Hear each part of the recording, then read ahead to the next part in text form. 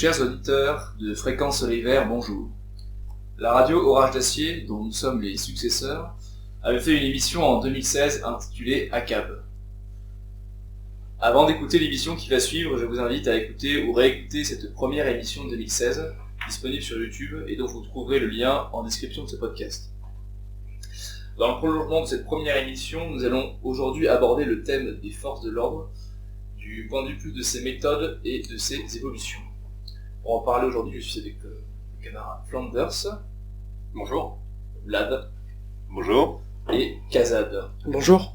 Alors Kazad, tu étais présent lors de cette première émission. Est-ce que tu peux nous faire une brève synthèse de ce qui avait été dit dedans ? Il faut tout d'abord replacer cette émission dans son contexte.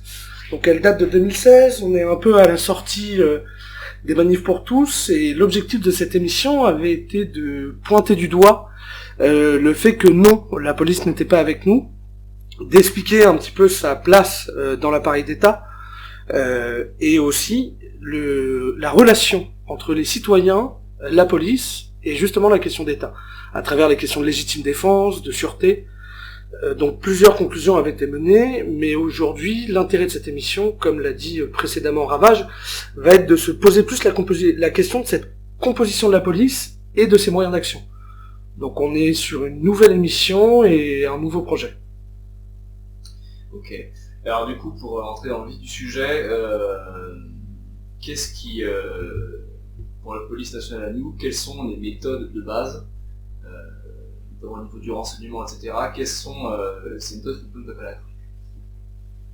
C'est un sujet assez vaste, la question des renseignements généraux posée dans son ensemble. Donc avant, il y avait deux grandes familles, les renseignements généraux et la direction centrale des renseignements intérieurs, qui ont fusionné il y a peu. Globalement, ils s'appuient sur un maillage territorial, donc ils sont présents dans chaque préfecture, voire sous-préfecture. Il y a des fiches qui sont faites sur les gens, sur les mouvements, sur les positionnements politiques.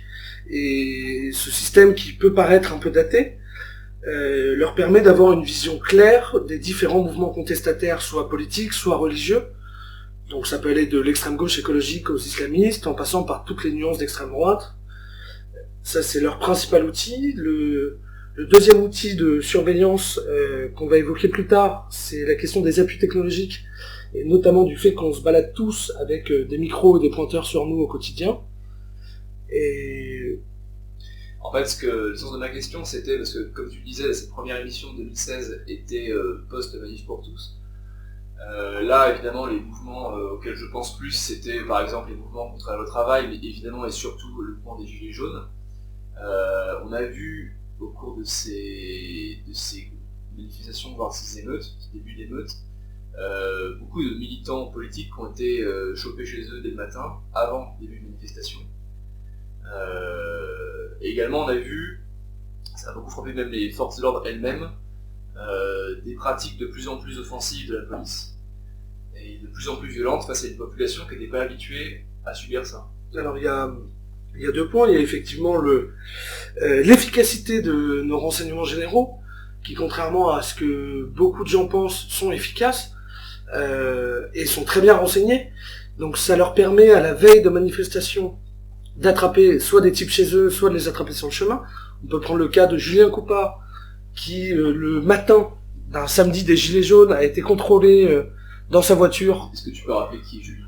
Julien Coupa est un anarchiste autonome d'extrême gauche. Il est l'auteur supposé du Comité Invisible, et ils avaient notamment monté une communauté autonome qui a été disloquée par la police, on peut dire comme ça, suite à l'affaire de ce qu'on a appelé l'affaire Tarnac, qui reposait sur une histoire de fer à béton sur des rails de TGV.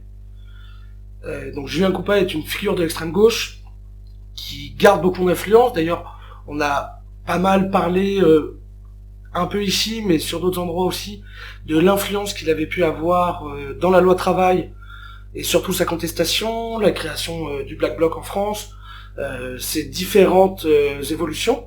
Donc ce militant a été arrêté un matin des Gilets jaunes, alors qu'il était en voiture au niveau de Pyrénées. Donc c'est dans le 20e arrondissement de Paris, avec un de ses amis. Il y a, je crois, plus de 4 véhicules de police qui lui sont tombés dessus, et qui l'ont emmené en garde à vue. Et dans sa voiture, il avait un gilet jaune et un casque de chantier, et quelques bombes de peinture. Donc il présentait pas de danger immédiat. Par contre, on a pu penser que sa présence pouvait favoriser des mouvements d'émeute, et il a été préalablement arrêté. Et ça a été le cas de nombreux manifestants d'extrême gauche, et un peu moins d'extrême droite, mais surtout de l'ultra-gauche, qui ont été arrêtés soit à la veille des manifestations de la loi travail, soit de certains épisodes de lutte écologique tels que les ZAD, mais aussi le matin des Gilets jaunes. La police est très bien renseignée, et n'hésite plus, grâce à certaines avancées, entre guillemets, des lois sur le terrorisme, à arrêter les gens sans objets immédiats. Oui, bon, vous pouvez le voir d'ailleurs au matin des grosses manifs Gilets jaunes, où dans les gares où arrivaient tous les TER ou tous les TGV remplis de manifestants, les gens se faire filtrer dès leur sortie du train dans la gare, et dès ceux qui avaient un jeune dans le sac, on vidait le sac, on leur enlevait tout ce qui était potentiellement des armes. Ça allait de la vraie arme létale contre les policiers à de simples lunettes de protection contre les gaz, des masques à gaz, même des casquettes, des couvre-chefs, etc. D'ailleurs, n'oubliez pas qu'un masque à gaz est une arme par destination. Donc ce qui est assez drôle. Alors là, on parle plutôt effectivement de maintien de l'ordre et de prévention des risques, et pas directement des renseignements. Par contre, vous évoquiez précédemment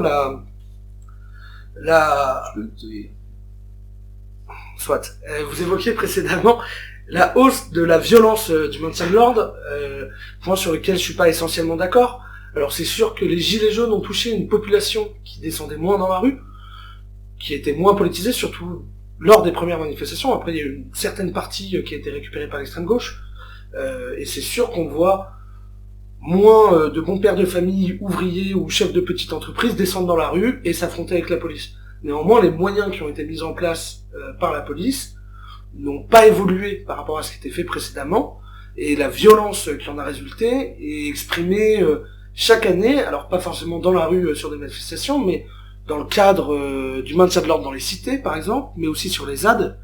Dans tout ce qui est zone de non-droit, la police a déjà fait pire que ce qui est arrivé avec les Gilets jaunes. Même si, ce qui est sûr, c'est que ces semaines et cette année de manifestation a créé de nombreux drames, et notamment on est à plus de 4000 blessés, je crois. Du côté des Gilets jaunes, il y a plus de 29 blessés graves, 5 mains arrachées, 24 éborgnés. Donc clairement, ça a laissé des marques. Ce qui a beaucoup changé surtout, c'est que c'était en plein Paris, et du coup il y avait beaucoup plus de journalistes et beaucoup plus de caméras, ce qui forcément rend visible la chose. Après, on va tous plus ou moins faire un tour là-bas, je pense quand même que alors il y a beaucoup de caméras qui étaient présentes, c'est vrai, mais ce qui était vraiment impressionnant, c'est le caractère, comme tu disais, le nombre de blessés, c'est le caractère massif, voire systématique, en fait, de blessés plus ou moins graves. Je pense par exemple à cette vieille dame à Marseille qui s'est fait exploser la main ou crever l'œil, qui est morte. Qui est morte en fermant ses volets et qui a pris une grenade lacrymogène en fait dans la tête. Alors ça, à la limite, c'est un peu la faute à pas de chance. Et pour le coup, ça veut dire que la police tirait en l'air pour jeter sa grenade lacrymogène, donc ce qui est plutôt gentil pour les manifestants. C'est ce que je veux dire, c'est que même en interne, d'un point de vue, pour avoir un peu discuté avec des forces de l'ordre, et plutôt des gendarmes, étaient eux-mêmes, qui étaient pourtant habitués au maintien de l'ordre, étaient eux-mêmes choqués, ils disaient clairement les policiers sont en roue libre. Alors est-ce que c'est une nouveauté? Je sais pas, est-ce que c'est pas plutôt le retour à des méthodes qui existaient déjà avant et qui, je pense notamment au retour des voltigeurs. Les voltigeurs, ouais, donc ces motards qui se dépassent très rapidement avec des manifestants qui dégoûtent de la traque. Est-ce que c'est vraiment de nouvelles méthodes ou est-ce que c'est simplement un retour à des méthodes plus dures, plus rudes, face à une population qui a des volontés plus affirmées? Pour ma part, de ma connaissance des modes d'action de la police, je ne pense pas qu'il y ait de nouveaux modes d'action ou une violence plus accrue. Ces modes d'action étaient déjà là avant, mais beaucoup plus discrets. Ce qui a changé aujourd'hui, comme on le disait juste avant, c'est vraiment la visibilité. Et ce qui est d'où le choc pour tout le monde de découvrir cette facette de la police, mais la très grande violence de la police et le fait que les policiers soient en roue libre, en fait, n'a rien de nouveau. Sauf que maintenant, c'est visible. Alors c'est vrai, comme tu le rappelais, Kazat, les mouvements écolos ou d'ultra-gauche ou anarchistes ont déjà eu des répressions très violentes, je pense notamment au cas de Rémi Fraisse qui s'était tué, qui avait été assez médiatisé. De même, comme tu le rappelais, dans les banlieues, et pour faire en plus que c'est pas nos amis, mais il y a régulièrement, au cours de l'année, des gens qui se font tuer au cours de contrôles, etc., ou de poursuites. Et il faut également rappeler qu'en banlieue, ceux qui se font blesser même gravement ne vont évidemment pas porter plainte. En tout cas, c'est très très rare parce que c'est pas leur culture, de toute façon, ça va les couilles. Moi, ce qui m'interpelle plus, c'est quand même qu'il n'y a plus vraiment, j'ai l'impression, de poursuite face aux essais de la police, quand il y a des blessés ou des morts, notamment. Dans les cas des gilets jaunes, il n'y a pas que ça. Je trouve qu'il y a moins de poursuites. Alors, est-ce que la police a un peu plus tous les droits, ou est-ce qu'on leur laisse plus le champ libre? Alors, c'est vrai qu'il y a un gros scandale qui est médiatique, puisqu'on parle beaucoup d'impunité de la police. Il y a le hashtag violence policière qui est très virulent sur Twitter. Et en fait, c'est le comité invisible dans 2016 qui émettait l'idée que l'impunité déduit un changement de rapport de force politique entre la police et le gouvernement. Où aujourd'hui, le gouvernement étant systématiquement contesté, restant environ 20% de popularité. Et c'est ce que tu peux préciser dans quel ouvrage c'est du comité invisible? C'est dans Maintenant du comité invisible. Et en fait, les gouvernements étant systématiquement contestés, se retrouvent en situation piégée face à leur police, d'où ils ne peuvent absolument plus se passer. C'est-à-dire que même s'ils n'ont jamais été très populaires avant, il y a certains gouvernements justement qui étaient suffisamment populaires pour se passer de l'intervention de la police. Aujourd'hui, ce n'est plus possible. C'est-à-dire les gouvernements d'avant pouvaient avoir des strates de la population qui leur étaient quasiment inconditionnellement fidèles. Et ce qui serait plus qu'aujourd'hui, ce qui fait que sans la police, en fait, le gouvernement n'a plus c'est l'ultime barrière de la police. De le gouvernement. C'est ça, donc ça est conjugué à un ensauvagement de la société où la violence devient omniprésente, que ce soit en politique ou dans la rue, tout simplement. On se retrouve coincé face à une police qui pourrait presque devenir autonome au point où l'on est. C'est vrai qu'on a régulièrement des manifestations de policiers, je crois qu'il y en a encore en ce moment d'ailleurs. Et ces derniers demandent très clairement d'avoir plus de moyens, plus de considération, plus de droits pour faire mieux leur métier. On arrive à une situation où des milliers de policiers en armes circulent dans Paris pour manifester. Sur cette question de l'appareil policier, on peut notamment mettre en lien avec ce qu'on a évoqué précédemment, à savoir les changements de technique dans la gestion qui a été faite par les préfets de police successifs du maintien de l'ordre lors des émeutes des Gilets jaunes. On voit très bien que le préfet de police reste aux ordres tout de même du gouvernement, parce que lors des grands ravages, on va dire, sur les Champs-Élysées, c'est le préfet de police qui a sauté alors qu'il a fait qu'obéir aux instructions du ministère de l'Intérieur, qui était, on le rappelle, globalement d'enfermer les manifestants dans une zone et de faire en sorte qu'ils ne sortent pas, mais de les laisser faire pour pas provoquer d'affrontement direct. Donc on a eu un changement de préfet, un changement de technique, avec des techniques certes plus offensives, mais qui sont parfois exprimées sur d'autres pans du territoire ou d'autres manifestations, et ça montre, pour aller un peu à l'encontre de ce que vous dites, que la police malgré tout, et notamment dans le maintien de l'ordre, reste tout de même assez dépendante du gouvernement, de ses desiderata. Quand le gouvernement souhaite laisser gronder le maintien de l'ordre se fait discret, on a pu le voir lors de la dernière manif pour tous, notamment en octobre, où on voyait pas un seul policier, et lorsque le gouvernement au contraire décide de montrer ses muscles, grâce à Castaner ou à Macron, là d'un coup, on passe à des solutions très offensives, les voltigeurs, les tirs de balles d'accord, mais tendus. c'était pas vraiment la question, puisque nous on parlait de l'impunité de la police, puisque, comme tu l'as dit, il y a eu beaucoup, on est quand même à 4000 blessés graves, et une seule poursuite officiellement engagée. Oui, alors, c'est 4000 blessés. Dans les 4000 blessés, déjà, il y a plus de 1600 policiers, je crois. Et il y a quand même pas mal de policiers, ou même de manifestants, qui sont blessés sans ITT, ou avec des ITT parce qu'ils ont un petit bobo à la main. Par contre, il y a effectivement d'autres gens qui ont été blessés gravement. Sur la question de l'impunité de la police, je pense que fondamentalement, rien n'a changé. Même si on assiste, après la Seconde Guerre mondiale, à une sorte de construction d'état de droit où on se met à encadrer le droit des gardes à vue, où on se met à encadrer le droit des policiers, on invente les bœufs carottes pour traquer les ripoux, etc. Finalement, depuis des flics pourris ou des bavures policières, il y en a toujours eu, ou des bavures militaires aussi par ailleurs, pour parler des gendarmes, et les mecs globalement ont toujours été plutôt couverts. De temps en temps, on fait sauter des gens parce que ça devient intenable, mais les condamnés...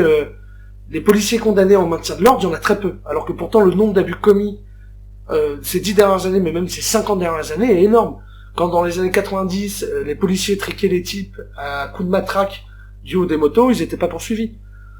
Donc finalement que l'IGPN ne fasse pas son travail n'est pas étonnant, déjà du fait d'un manque de moyens certains, d'autre part de pression politique, et enfin surtout, on peut pas demander à des gens leur loyauté de se faire haïr par une grande partie de la population afin de protéger un pouvoir, et que ce pouvoir lâche ses chiens en termes de responsabilité cette fois, et donc les lâche à la justice et surtout à la colère populaire. Les chiens de l'État sont protégés par l'État. Là-dessus, rien de nouveau. Et penser que, comme on vit dans un État de droit, les policiers seront poursuivis et seront jugés à l'aune des individus normaux, de nous, petits citoyens, c'est quand même se mettre un gros doigt dans l'œil. Oui, c'est vrai que on parle quand même d'un corps constitué, donc évidemment, il y a une justice un peu particulière. Sur un peu de développement, qu'est-ce que doit être notre rapport avec cette institution? Alors, je rebondis un peu sur l'émission de 2016, mais est-ce qu'il faut espérer attendre parce qu'on sait que la police et gendarmerie, dans leurs membres de point de vue individuel, pensent sur beaucoup de sujets de manière très proche, un peu comme nous. On entend encore beaucoup de manifestations de droite, ou plutôt type gilets jaunes, en tout cas les premières, qui n'étaient pas toutes de gauche. La police avec nous, on a vu des policiers enlever leur casque, mettre la crosse en l'air, etc. C'était vraiment au début. Est-ce qu'on peut légitimement espérer ou attendre que ces corps constitués un jour prennent notre parti? Alors là-dessus, je vous invite à consulter un ouvrage qui s'appelle c'est écrit par Frédéric Hazan, ça s'appelle La dynamique de la révolte, où en fait il fait l'historique d'insurrection politique. Donc ça parle de la guerre d'Espagne, des bolcheviks, mais aussi de la question mexicaine et des zapatistes.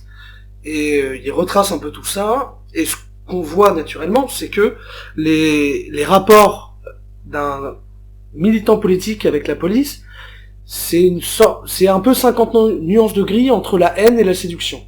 C'est-à-dire qu'une révolution ou une insurrection ne peut pas fonctionner tant que les forces de l'ordre ne laissent pas faire ou rejoignent le mouvement. Il n'y a aucun exemple historique où la police a lutté jusqu'au bout et où la révolution est passée, ou l'insurrection. Donc il faut réussir à les retourner, on va dire, dans le cadre d'une volonté de... Souvent le cas où je pense notamment à l'exemple tunisien, ou l'exemple plutôt même égyptien des révolutions arabes, des printemps arabes, les cas où les corps constitués de police ou armés prennent le parti soi-disant du peuple, c'est qu'en réalité il y a un coup d'état en interne, de militaires par exemple, de généraux qui veulent dissoudre le gouvernement et prendre le pouvoir. En revanche, dans les cas en effet où c'est l'impulsion de la base du peuple, les corps constitués sont toujours les derniers à tourner. Alors, je suis pas forcément d'accord, parce que ces corps constitués sont plus ou moins constitués déjà, et ce qu'il faut pas oublier, c'est que un policier, et c'est là où il y a cette question de haine aussi qui doit jouer, un policier finalement, ça vit à peu près comme un citoyen normal, ça a les mêmes problèmes, les mêmes problématiques de pouvoir d'achat, et donc il est assez proche de sa population. C'est pas, le policier est pas un gros rentier qui vit. Non, au contraire, il a des galères, il se fait pas payer ses heures sup. La question des conditions de travail de la police, c'est un vrai scandale. Même si je les porte pas du tout dans mon cœur, c'est sûr que la façon dont ils travaillent est presque inhumaine. Mais ça leur apprendra à devenir policiers. Cela dit, on voit l'exemple notamment lors de la prise du pouvoir en 1907 par la révolution russe, qui n'est pas encore bolchevique, où ce sont en fait les troupes qui sont les troupes du tsar, qui sont censées être fidèles au gouvernement, mais qui décident de ne pas tirer sur leurs frères pauvres. Ils décident de s'arrêter là. Alors c'est un cadre particulier, des circonstances particulières, mais Frédéric Hazan le montre assez bien dans son ouvrage. Il faut pousser à son paroxysme, si vous voulez, ce mal-être policier. Donc il ne faut pas hésiter à chaque instant à faire du hackabisme, si vous me permettez ce mot, donc à ce que tout le monde déteste la police au maximum, à leur montrer qu'ils sont peu aimés par les gens, afin de réussir à substituer leur loyauté envers l'État par une loyauté envers le peuple, ou en tout cas qu'ils se rendent compte que finalement leur ennemi, c'est pas les gens qui manifestent pour leur pouvoir d'achat, mais c'est justement le gouvernement qui les contraint. En fait, ce que tu entends par hackabisme, c'est de dégoûter en fait le policier ou le gendarme de sa fonction. Exactement. Je prendrai par exemple 2 exemples personnels pour en parler. J'ai un copain d'enfance qui est gendarme. Alors c'est un copain d'enfance, donc c'est pas de ma faute, mais qui est gendarme, et je l'ai revu récemment lors d'une occasion familiale où Lui est gendarme mobile et il m'expliquait qu'il avait eu un certain dégoût du maintien de l'ordre lors des Gilets jaunes, parce que justement il est dans un blindé tireur de grenades, et il avait dû tirer sur la foule et il comprenait pas pourquoi. Et à cette occasion, je lui avais dit, redit qu'il fallait qu'il quitte cet emploi qui était unique et qu'il devienne quelqu'un de normal. Et il a hésité, il voulait devenir pâtissier, et finalement, l'apport de la gamelle et son confort était plus important, donc il est resté gendarme. Côté ça, je prends un autre cas personnel. Je l'avais déjà dit dans la première émission, mais je pense que c'est une hygiène salutaire de ne pas avoir de lien avec des gens qui pratiquent cette profession, que ce soit policier ou gendarme mobile. Il faut à tout prix éviter de les côtoyer, et si vous êtes obligé de les côtoyer, leur montrer votre dégoût, voire votre mépris. Ne pas hésiter à l'exprimer en public. C'est ça qui les met en porte-à-faux, parce que quand ils sont derrière l'uniforme, avec leur carapace de tortue ninja, et qui triquent des grands-mères, il y a personne qui leur dit quoi que ce soit. Par contre, quand vous en croisez un dans un dîner, ou dans une réception mondaine, qui vous dit, moi je suis gendarme mobile, moi je suis policier, et si vous lui dites, écoute, ceux qui parlent à la police ne sont pas des enfants de la très sainte Vierge Marie, et moi je parle pas aux gens qui frappent des grands-mères, moi je parle pas aux gens qui oppriment mon peuple, donc je refuse de tirer la main, je refuse de t'adresser la parole. C'est certes un manque de courtoisie et de savoir-vivre, mais c'est pointer du doigt ce problème-là, et cette hypocrisie. Et c'est un principe de base dans des régions comme la Corse, où personne ne côtoie un policier, et les personnes qui côtoient les policiers ne sont pas côtoyées. Parce que les Corses sont tous à moitié policiers aussi, faut le dire. Ce sera un coup de montage. Ça, j'allais pas le dire. À tous ces membres des forces de l'ordre, c'est vrai qu'il faut pas oublier qu'on rentre toujours à la police avec un certain esprit, aux gendarmeries, avec un esprit d'indépendance en disant, et j'en connais aussi personnellement, parce que tu parlais de ça, avec un certain esprit d'indépendance en disant, si jamais ça foire, si jamais on me demande de faire des choses que je vais pas cautionner, je partirai. Ça, c'est très facile à dire au début. Quand on est au bout de 3, 4, 5 ans, 10 ans de métier, qu'on a en plus une famille, des enfants, etc., qu'on est un peu monté en grade, et surtout qu'on sait plus faire autre chose que ça, on pourrait plus en sortir, et on rentre dans ce que tu viens de dire, ce réflexe de carriériste, qui peut faire des choses atroces, des choses terribles, dans son métier qu'il va pas cautionner, lorsque demain vous aurez des forces de l'ordre envoyées chez vous pour vous empêcher de vous rebeller contre l'installation d'un camp de migrants dans votre village, dans votre bled, dans votre quartier, ils pourront rien faire, ils vous obéir. T'as dit un truc intéressant tout à l'heure, c'était que certains, il faut dégoûter ces forces de l'ordre-là de leur métier, parce qu'ils oppriment leur peuple. La France, elle change. Aujourd'hui, ce qui a choqué à la fois les Gilets jaunes et ce qui a choqué une partie des membres des forces de l'ordre, c'est qu'ils ont eu à taper sur leurs frères, des gens qui leur ressemblaient, aussi bien socialement, mais évidemment culturellement, ethniquement. Pour faire simple, c'est des blancs qui tapaient sur des blancs. C'est peut-être ça aussi qui a beaucoup choqué. Est-ce que c'est un truc qui va, parce que la France changeant, le grand remplacement avançant, est-ce que c'est un truc qui va changer, et est-ce que la position des forces de l'ordre, finalement, ce serait logique de ressembler de plus en plus à la France actuelle et à venir? Ça, c'est une vraie question du rapport du militant politique aux forces de l'ordre, puisque quand les soldats font crosse en l'air, que ce soit en France, en Russie ou autre, c'est puisque c'est vraiment des frères d'un même peuple, prolétaires, etc.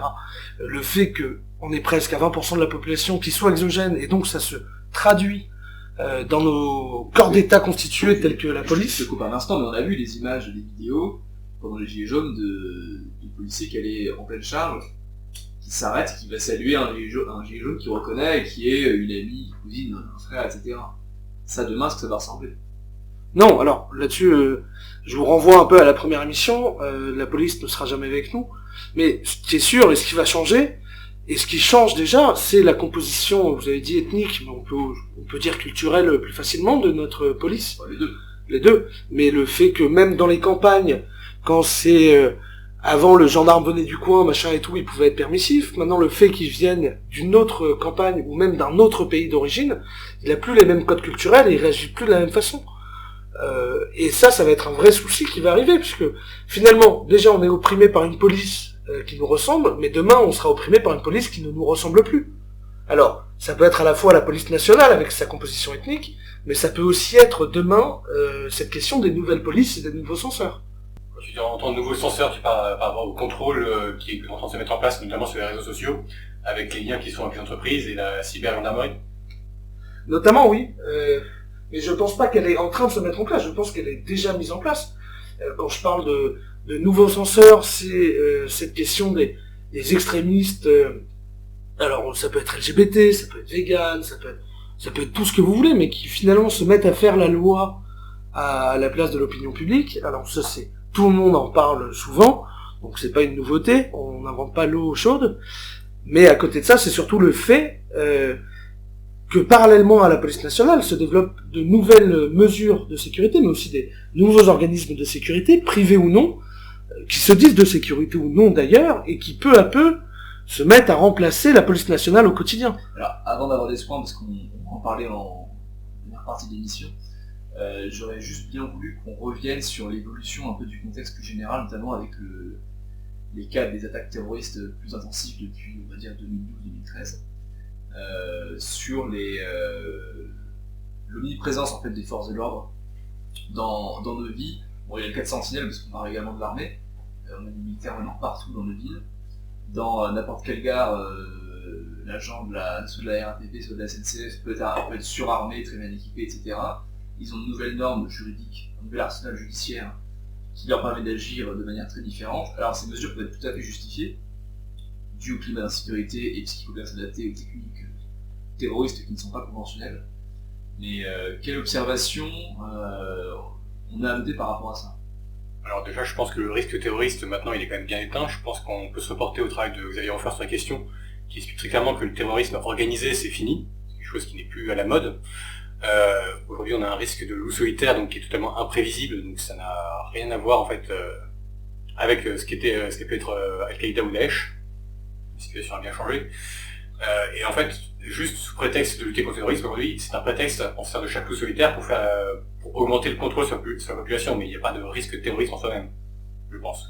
Surtout que sur la question du risque terrorisme, on parle aujourd'hui principalement du terrorisme islamique, puisque le dernier terroriste d'extrême droite en date, ça a quand même pas très bien fonctionné, mais je pense qu'on peut rapprocher ça de 1984 notamment, mais aussi d'autres films d'anticipation et de science-fiction, où on voit un gouvernement qui impose une terreur continue à sa population pour la détourner des vrais sujets. Vous avez parlé de présence, enfin d'omniprésence des forces de l'ordre, c'est vrai. On le voit dans les gares, quand on voit les types de la SUGE, de la RATP et tout, qui sont armés comme des cow-boys, quand on voit des sections de tous nos régiments de France qui se baladent armes au poing, quand on voit les policiers qui maintenant ressemblent presque à des militaires, se balader dans les rues avec des fusils d'assaut automatiques. Ils ont des armes de guerre, ce qui n'était pas le cas il y a encore 5 ans. C'est vrai. Et ça renforce ce climat de peur constant. Et le gouvernement en a joué, notamment, on parlait des gilets jaunes, mais de la question des attentats, de la question des fichiers S, de la question du voile. Alors, on est évidemment plus que contre l'islam, mais prendre toujours cette question de l'islamisme au quotidien et cette peur du terrorisme islamique permet d'occulter pas mal de vrais sujets. Comme déjà la misère de nos provinces, la question de la lutte sociale, et principalement quand même la question de l'immigration. Parce que si demain il n'y a plus d'immigration, bah il n'y a plus beaucoup de terrorisme islamique, et il y a encore moins de loups solitaires. On n'a jamais vu Jean Noël se lever un matin dire « Allez tiens, aujourd'hui je vais devenir salaf et faire péter une église ». Non, alors évidemment il y a des Jean Noël, mais parce qu'ils sont dans les prisons, ou dans les prisons vous avez plus de 70% d'exogènes. Voilà, c'est cette présence-là d'exogènes qui crée ce trouble. Et c'est ça le vrai problème, et qui est occulté par ce maintien dans une terreur de la possibilité terroriste. Et encore, quand on fait les stats de la question terroriste en Europe de l'Ouest, finalement on en connaît beaucoup moins aujourd'hui qu'on a pu en connaître dans les années 60 ou 70. Non, puis surtout on attribue le terme de terrorisme à des choses qui ne devraient pas l'être, parce qu'un mec qui sort dans la rue pour poignarder des gens, c'est un taré, c'est pas un terroriste en soi. C'est... On parle de déséquilibré, hein, s'il vous plaît, déjà. Non, parce qu'il n'y a pas besoin de ça, il n'y a pas besoin de... Ils sont musulmans en France parce que c'est partie d'une des classes les plus aliénées. Nous, les immigrés, n'ont pas la vie la plus facile non plus, même si on la compare par rapport à d'autres Français. Et aux États-Unis, il y a aussi des gens qui font ça sous d'autres prétextes de l'islam. Il y a toujours des gens qui sont dans la rue pour tirer sur n'importe qui parce qu'ils pètent un câble. C'est la société moderne qui est aliène aussi. Ou pour écraser des maisons avec des tracteurs blindés. Ce qui est plutôt drôle.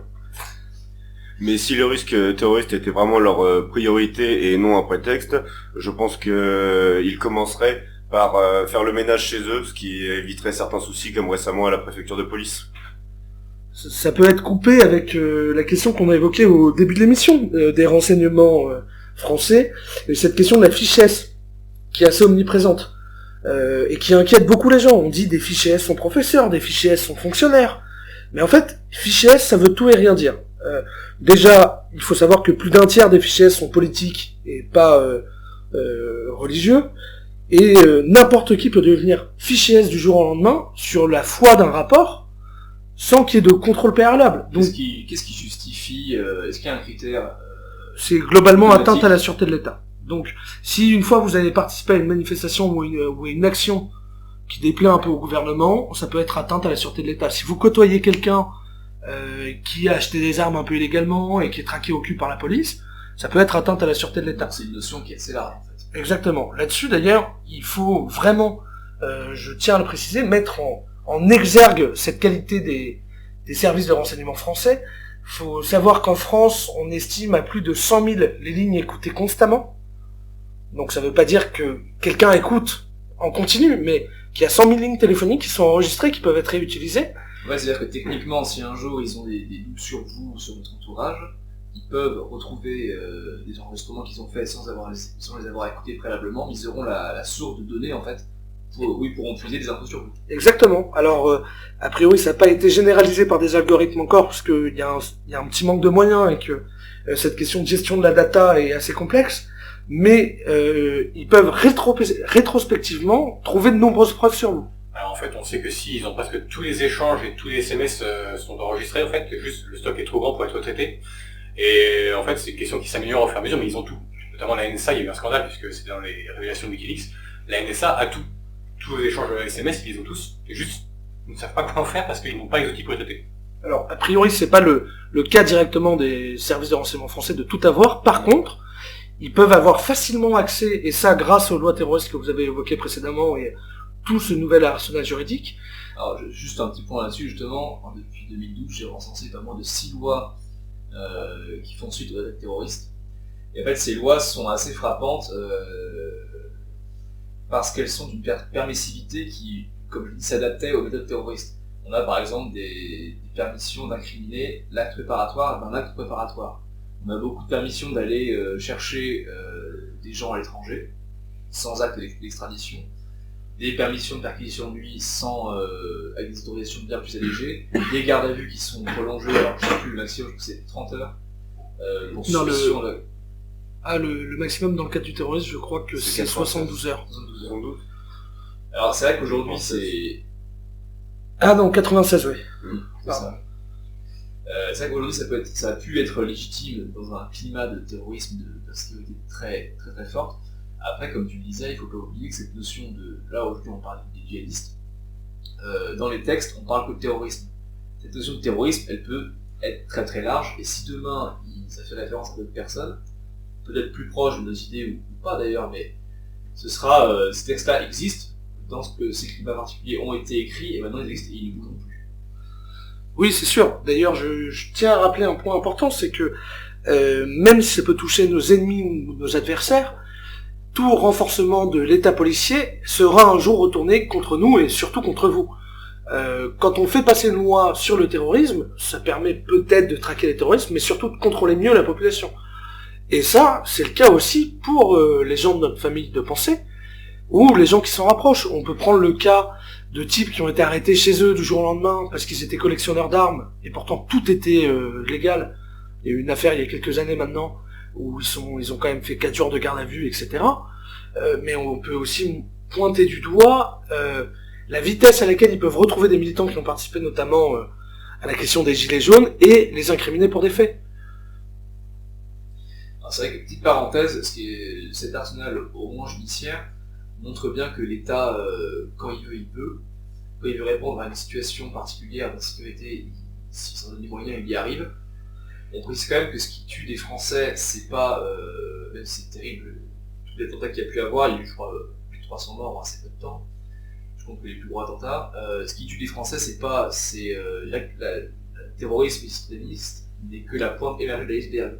Ce qui tue les Français, c'est l'insécurité au quotidien, les petits délinquants, ou les plus gros d'ailleurs, et là-dessus, on voit bien qu'il n'y a pas eu d'évolution ni de l'arsenal pénal, qui en fait n'a pas besoin d'être modifié, il devrait seulement être appliqué, mais la volonté politique fait que... La réalité, oui, c'est que niveau sécurité, il y a un gros problème qui est plus à l'immigration elle-même que l'islam, qui est également une conséquence de l'immigration. Aujourd'hui, 80% des crimes de rue sont liés à l'immigration. Et pas forcément l'islam, juste à l'immigration. Alors on va revenir un peu sur le point que vous avez commencé à évoquer tout à l'heure. Sur ce qu'on a parlé de notre bonne vieille police à nous, des corps constitués gendarmerie et police. Aujourd'hui, les forces en fait, de l'ordre et les forces de sécurité, c'est plus que ça. Il y a ce phénomène de toutes les nouvelles féodalités. Pour faire simple, devant chaque supérieur, vous avez vigile. Et il y aura également tous ces censeurs dont tu commençais à parler, Kazad, sur les réseaux sociaux, sur Internet, qui eux-mêmes font leur propre loi. Oui, effectivement. L'insécurité galopante du fait de l'arrivée de nos médecins syriens entraîne, et la baisse de moyens de l'État régalien entraîne un manque de cette autorité face à un ensauvagement de la société. Et donc la réponse qui a été donnée, c'est cette question des milices, ou de sécurité privée si on préfère, qui ont tendance à se développer de plus en plus dans notre quotidien. On le voit dans les transports en commun, où maintenant vous avez des boîtes de sociétés privées qui remplacent les petites polices du rail ou autres. On le voit dans les supermarchés avec l'explosion des vigiles. On le voit aussi sur tous les sites industriels où la sécurité est renforcée. Et ça... Dans n'importe quel bar de nuit, etc., vous aurez votre vigile, même tous les magasins, dès qu'il y a un quartier avec une population extra-européenne, ou en tout cas un peu insécuritaire de base, dans chaque magasin, chaque commerce, vous aurez un vigile. C'est exact. Alors, ça c'est un peu la partie immergée de l'iceberg qu'on voit pointer. Depuis 2007, si je dis pas de bêtises, il y a au moins 2 lois qui tendent à joindre les efforts de la police publique et de la police privée. Et une question qui se pose de plus en plus dans les débats parlementaires, c'est cette question d'autorisation des polices privées, donc de la sécurité privée, à agir sur la voie publique, ce qui aujourd'hui leur est interdit. Par contre, leur armement a été amélioré.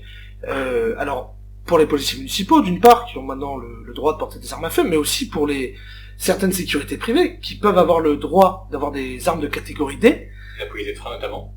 Mais qui peuvent aussi, dans d'autres cas, avoir des matraques télescopiques, des gazeuses, etc., ce qui avant, pour les videurs de bars de nuit par exemple, ce qui avant était interdit. Et quand je dis que c'est la partie immergée de l'iceberg, c'est qu'en fait le vrai sujet, c'est pas tant ces personnes qu'on voit habillées en noir, mais pas que, c'est tous ces systèmes de traitement de data, de logiciels de traitement de données, qui sont mis au goût du jour grâce aux start-up tech, on va dire, pour utiliser des gros mots, et qui accompagnent à la fois les services de police publique, qui voient leur efficacité s'améliorer. On a évoqué le cas des écoutes téléphoniques, etc. On peut parler... Que même maintenant, dans le monde de l'image, on a régulièrement des histoires de militants de notre camp ou pas d'ailleurs, qui vont ressurgir une image d'eux où ils étaient pas très malins, où ils faisaient une bêtise, parce qu'ils avaient 16 ans, une image qui ressort 10 ans, 15 ans après, et qui peut leur coûter un bras. Exact, mais c'est ce que je voulais mettre en exergue. C'était le fait qu'aujourd'hui, les compagnies privées, les entreprises, utilisent ces moyens-là. Alors, ils utilisent des systèmes de surveillance pour pallier à des questions de guerre économique, mais aussi pour protéger leurs locaux, leurs infrastructures, leur personnel, et pour jouer ce rôle de nouveaux censeurs. On a commencé à évoquer, que là vous venez d'évoquer avec ces images qui parfois peuvent être compromettantes. Si vous voulez, aujourd'hui, il est interdit de ne plus penser comme la société. Surtout que les derniers textes de loi prévoient la transition justement du pouvoir de censure directement aux entreprises privées, qui seront responsables totalement des contenus, et donc qui auront pour obligation de censurer elles-mêmes tous les contenus, qui pourraient être considérés comme choquants. Donc il n'y aura même pas de contrôle juridique, il n'y aura pas un juge pour donner l'approbation, c'est juste l'entreprise qui choisit elle-même de censurer ce qu'elle veut pour éviter de publier un contenu choquant.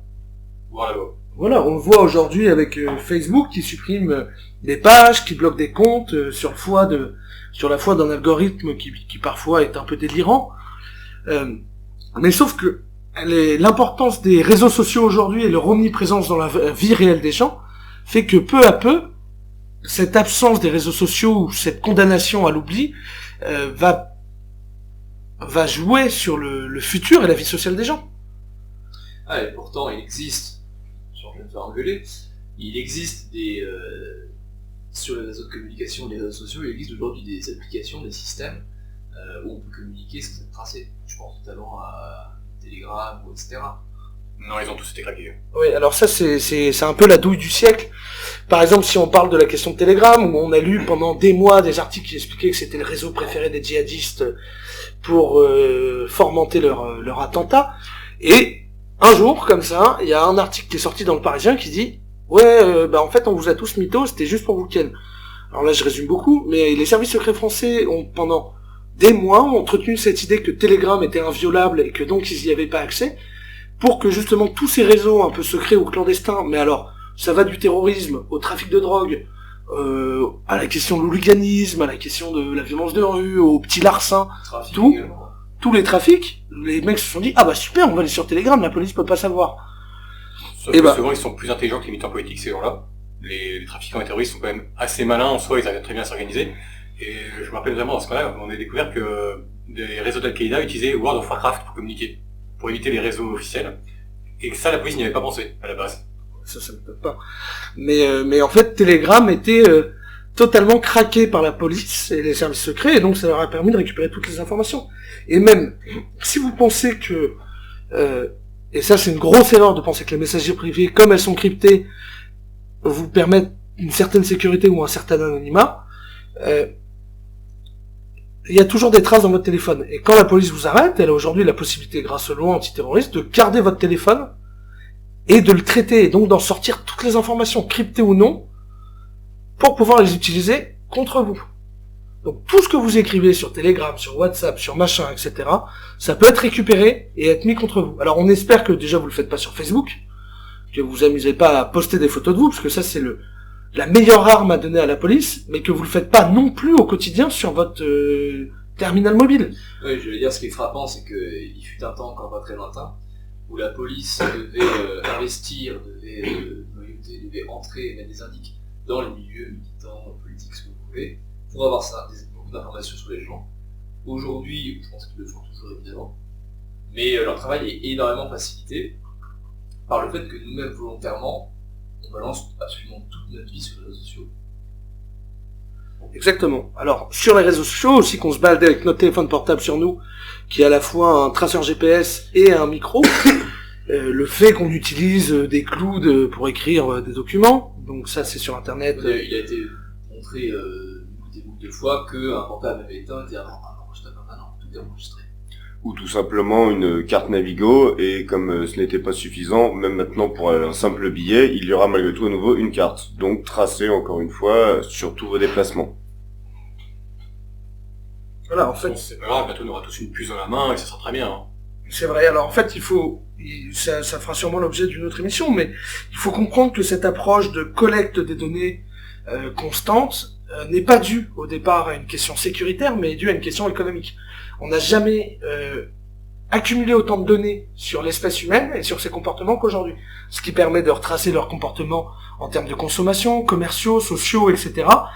Et de créer dessus du business et de gagner encore plus d'argent, parce qu'on est dans une société ultra-libérale.